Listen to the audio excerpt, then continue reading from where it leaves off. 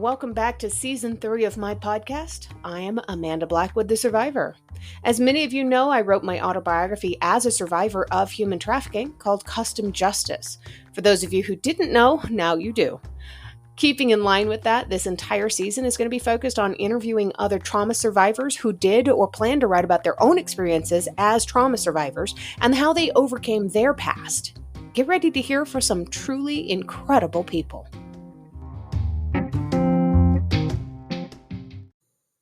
Please hang on for a moment through this brief advertisement. This is what currently pays for the show.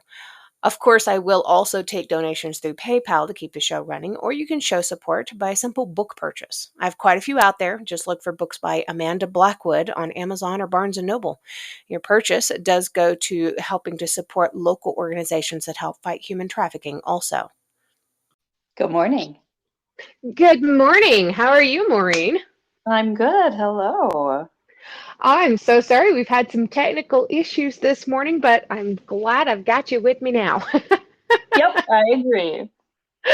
All right. So, Maureen, you are a psychologist. You transformed your own birth trauma experiences into, you said, 15 years of workshops supporting others in their healing journeys. This is amazing.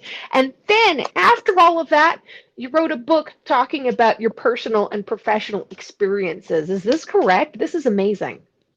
Oh, thank you. That's very sweet. Yeah, I mean, now when you put it that way. We all find our healing journey, don't we? I mean, that's how that sounds like this is certainly what your life has been about too, is that part of healing does seem to, it certainly helps, I think, to share our healing journeys with other people. I agree. And there's been so many people that have come forward and talked about their own trauma experiences, and not even relating to my own story, but relating to trauma in general. I think people are looking for that outlet, and it's just amazing when they have that moment of realization that they're not alone.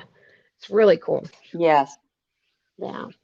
So, Maureen, tell us a little bit about yourself. Where did you grow up? What was your family life like when you were a kid growing up? I still live in the Twin Cities in Minnesota, Minneapolis area. Grew up as the oldest of 5 kids, a pretty easy childhood, except my parents struggled with mental health issues. And as the oldest of 5 kids, I certainly was parentified, had my own too much adulting too early. Right. So when you talked about some of the trauma, we talked a little bit in email previously. You talked a little bit about the trauma that you'd gone through with your birth trauma experience. What are you willing to share with us about the kind of trauma that you have overcome and how it's impacted your life? Yeah, my parents were going through a very ugly divorce when I was 20 years old. And as I like to say, guess what happens if you throw up your birth control pills every morning? I had an ulcer and I was going. Uh-oh. I think I lost you. Maureen, are you still there? I can hear you. Oh, there you are. Now I can hear you. That was very strange. That's weird. Okay.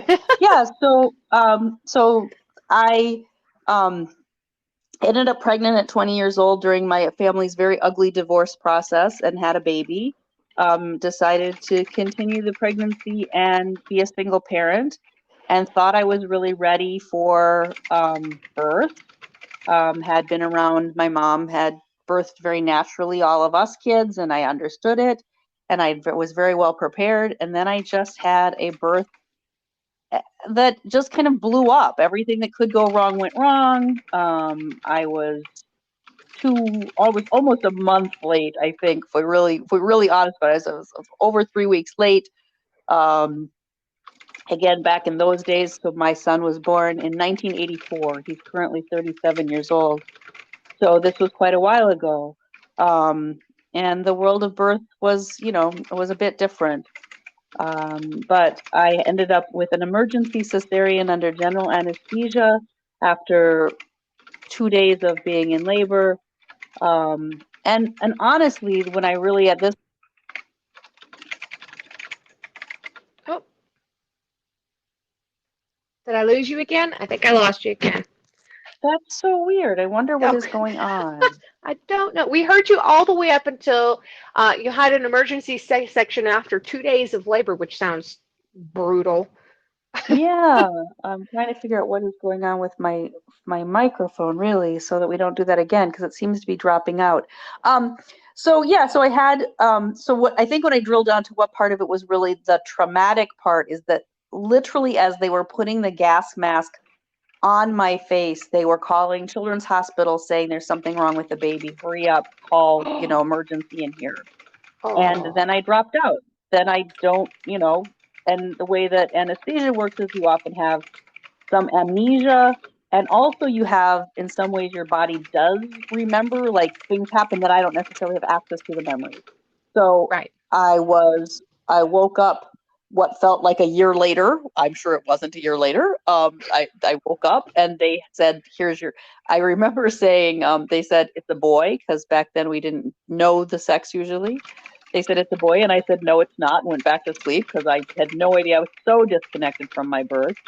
Um, and so they lots of things had happened while I was under. Like this baby was fine. Quite honestly, he was a very, very healthy, huge baby that should have just come a little earlier. But I never had a story about his birth. I never quite understood what had happened. And I really just buried my head in the sand. I never went back to the doctor. I didn't take him to the doctor for a very long time. And now I know this stuff as like grown up me is looking back on very young me going, what was going on? But that's now what I understand about the trauma response, right? Is that I just went into survival mode and Right. nobody ever spoke to me about that. Must have been really scary what happened. I had never ever considered that I would have a cesarean. I didn't know anything about surgery. I didn't know that it would make breastfeeding much harder, that connecting to my baby might be harder, that I was at higher risk for postpartum depression. I didn't know any of that. I just started back to school. I was in college. I went back to school. I started raising my baby, and lots of things just didn't get dealt with. And I honestly think I would have lived my whole life with that kind of like I locked it in the closet and pretended it never happened, except that it's 16 years later, I decided to try to get pregnant. And I realized I actually had a friend who was a doula. And she said, I remember the day she said, have you done any work on your birth trauma? Now, I was at that point a psychologist. I was just a kid when Nate was born. But by this point, almost 2 decades later, I'm a grown up, I'm a psychologist. And I had never heard the word birth trauma. That was not something that was in existence earlier. It was very new understanding of trauma. And as soon as she said it, it's like it rolled around in my brain and I started to sob. This is a very Wow. good sign that you have birth trauma, is if just the words make you cry. Um, I think that's probably telling. And so I said no. And at that point, so that child is now 20 years old. And back then, there was like 2 articles written that we could find about birth trauma. And so I read them, and my doula and I talked a lot about my birth, and we did some research, and we talked to my provider, and we determined we would try very hard to do a vaginal birth after cesarean, and do my birth Wow. differently. And so we worked very hard. I have 3 living children, and their births were all very different. And my second and third were a big part of my healing journey that I was working through. And then somehow after that, after kind of doing my own work, I started walking around going, somebody should write a book. Somebody should do something. Somebody should do this birth trauma stuff is important. I think somebody should lead a workshop. It would be really great if somebody, oh, I think I have to do it. It was like You're I talked somebody. to every childbirth educator, every midwife, anybody I would talk to, I would say, somebody should really do this. And they'd all look at me like, yeah. And so it was really like a huge blind spot that I was like, oh, I think this is my calling. I think this is what I should be doing. And I was terrified. I had a friend who had also had some birth trauma, who was a therapist. And so we decided we would do it together because I was really afraid if you started letting women talk about their trauma that they would all like, I don't know, like go running mad through the universe. And if we tapped into all of that energy, something horrible would happen. And instead, it has been the most amazing journey to have. So I've over the last 15 years have probably had 1,000 women share their birth stories with me, and I've sobbed with all of them, and I have sat with women as they've talked through many, many different layers, and I continue to heal my own story through my work. And yeah, it has been an amazing healing journey that I kind of never signed on for. So sometimes when I introduce my grown child, I'm like, "This is my birth trauma. This is Nate. Welcome to the world." He's like, "God, Mom, why are you still hanging on to that?" And I'm like, "It served me well. I learned an awful lot from that child, not just his birth, but all of it." So as we do from our children. Well, you said he was huge. How big was he when he was born? 10 pounds, 10 ounces. Oh my gosh. Oh, The funny thing is that 18 years later, I give birth to his brother, who has a different father and a whole different story. And it was exactly the same birth, except no trauma. He was 10 pounds, 9 ounces, 2 weeks late. My kids look like somebody left them in the nursery and forgot to come back for them. They look like 6-month-old children. And they're like, those are my babies. So that in order to get when I finally did get my second child was also cesarean. And so then when we were doing the third birth, my midwife said, "You can't let them cook so long. They just get too big." And I'm like, "Well, I suppose." And so then we did a lot of work with my third to try to naturally induce him. And so he came at 38 weeks, which is almost 4 weeks different than his brothers. And he was a tiny premature 9 pounds, 8 ounces. Oh my gosh. And he ate birth vaginally. So we figured out, like, I'm not doing that again, but man, I grow big babies. Wow, that is amazing. Yeah, mine was 9 pounds, 6 ounces, and I thought the world was ending. Yeah. That's a big kid. My gosh, I can't even imagine. Oh, so in your recovery, I know you probably had to do like hundreds of hours of research to be able to put all of this stuff together, to be able to write the book that didn't exist. What do you think helped you the most to get through that? Because that alone has to be traumatizing, going through and researching all of this stuff and equating it to what it is that you went through. I think that the reality was the scariest part was the first time I sat in a room with, I think we might have had 8 or 10 women in a room together. And the nice thing is that as a psychologist, I had learned a lot about trauma. Mostly, I suppose, I understood rape, and domestic abuse and things like that. And so there wasn't a lot about, I think we've learned that, like, trauma is in the eye of the beholder is a lovely saying, that what one person experiences as trauma isn't necessarily what everyone feels as trauma. Like, you get to decide what's traumatic. And so I really was I think I went in very curious. Like, I didn't ask them. I invited women to come and share their stories. And they got to come in and they got to tell me what they found traumatic. So they taught me. Like, they didn't, Wow. I just held space. I just gave people a place where it was safe we were all survivors. I never allowed anyone, I didn't let other therapists in or people that were just interested. Like, you had to have your own birth experience to come into this, this clubhouse where we would just, and I think what we learned is that how much we judge ourselves, but we didn't judge each other. And so when you sit in a room with other people and you can't judge them, you're like, "Oh my God, you did whatever you needed to do and you handled that beautifully. And I don't think and then you're like, oh, why am I so damn hard on myself when I can have so much compassion for anyone else?" And so that's, I think, how the healing happened, was just like you started realizing that self-compassion is so powerful if you just understand that in the middle of horrible life situations, we all just do what we have to do. Like, we just get through it. Right. And that's, and usually trauma occurs on top of trauma. Like, whatever is going on, you've had prior really shitty things in your life. And so sometimes it's tracking back to feeling abused as a child, or an abusive relationship, or other horrible things that you've gone through. Medical procedures oftentimes can trigger, like you've already had enough bad things happen when you were strapped to a table for something as a child, maybe, and then have birth trauma, re-trigger you. So I don't know. I think that the research was less.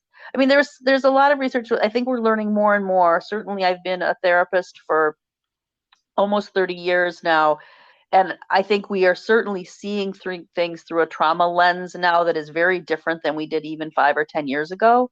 But I think it's really powerful to just understand that human beings have always suffered traumas and have always found a way to heal.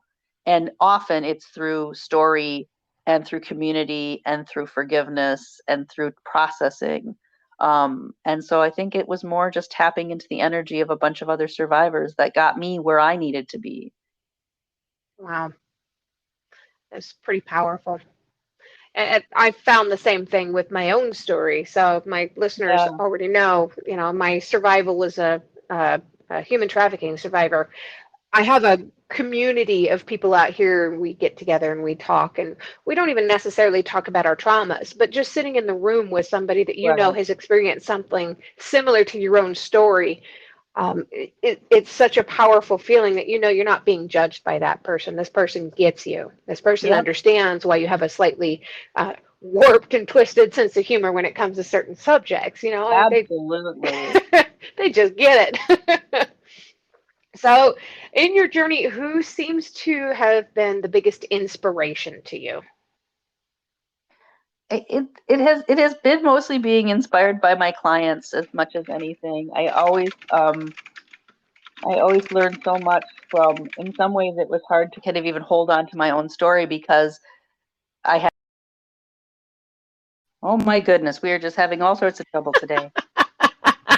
But we got you back. That is, Okay. I can live with it as long as I got you back. I'm right here.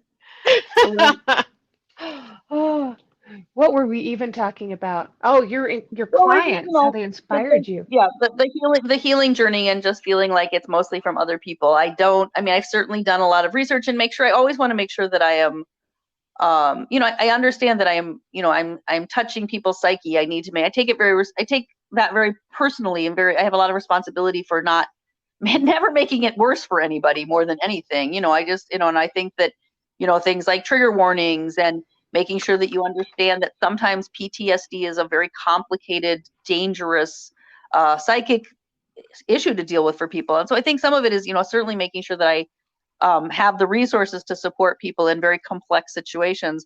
And I do take that seriously, but I also feel like most of it has been learning in the trenches with people that are doing their own healing work has been most inspiring. Wow, that is amazing. You are just a remarkable person. How I have to ask, how long did you go to school to become this amazing person that's helping all these awesome people? Oh, thank you. I have a master's degree in marriage and family therapy. So that was two. I have a 4-year degree and then a 2-year degree. Wow, it's a And so long time. that was a very long time ago. Yes. Yeah. No, not long time ago. It's just a long time to. Yeah, it's a lot of school. It is. It Yeah, is. It is hard. It is hard to. I think that sometimes that's why I think things like support groups, and peer-to-peer healing is really important, because yeah, I don't think we need necessarily to. I mean, some people certainly need a professional for some of the work that they're doing, and some people just need, more support, more community. right. Absolutely. So, how do you like to celebrate your little wins in life when you do something or you overcome something or you've helped somebody to accomplish something that they didn't think that they could? How do you celebrate? Ooh, how do I celebrate? Um, I am be outside, be in nature, be with my family. I am a woman of simple pleasures, I would say. Oh, I just I like to love that. surround myself with people I love. I love that. So, what is the name of your book? The book is Heal Your Birth Story. Okay. And where can people find this? You could certainly go to Amazon. It is on Kindle and in paperback. and it is available in all of the booksellers. And you can, I've heard your podcast do that. I've said the same thing. Go to the library and tell them you want my book. That's always a great idea. I believe firmly in that, and we want to make it as available as possible. Yeah, absolutely. And do you happen to have a passage that you would like to read to the listeners so they can get a kind of a taste of what it is that your book is about? Oh yeah, I can do that. That would be great. I will actually I have it in my hands.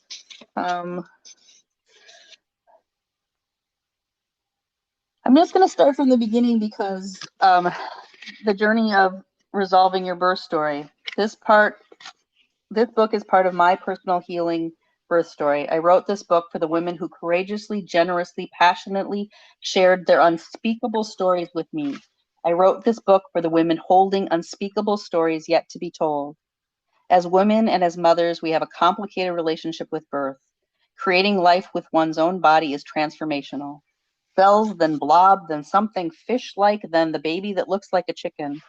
The chicken grows hair and fingernails, and you get that it is part of you and not part of you. But the baby can only grow inside of you, of one person, the person who someday must birth this new life. There is the ever-present thought that this foreign creature that you have allowed to inhabit your body for 9 months must come out. There is no denying it. The baby has to come out. Before names and onesies, there will be birth. Women prepare for birth. Some spend hours on the internet. Some take classes and monitor their diet and do yoga and meditate.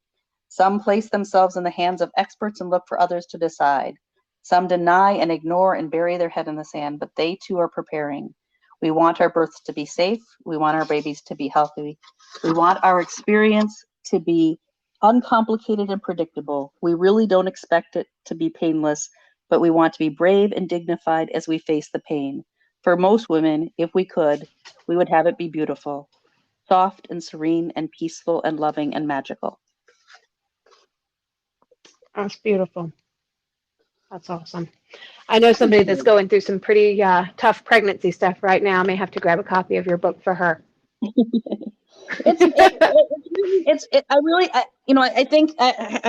love the feedback I get. The nice thing is it is very much written for the person who is birthing. It also it's a lot about journaling and using storytelling to get to all the kind of dig down into stuff. It also has little pieces for partners or family members because nobody has really written a book for them. I think that dads have a really high rate of birth trauma and nobody is talking about that. Yes. And of course, they don't usually like to read books about this shit anyway, but at least there's pieces that you can share with them. And so it's just and then it also ends with a bunch of other people. It has all 3 of my birth stories, and it has a bunch of other people who shared their stories, so that it's not just my voice. Very cool. You did mention in some of our early communications that you are releasing a second edition of your book, and you're adding a piece about birth during the pandemic.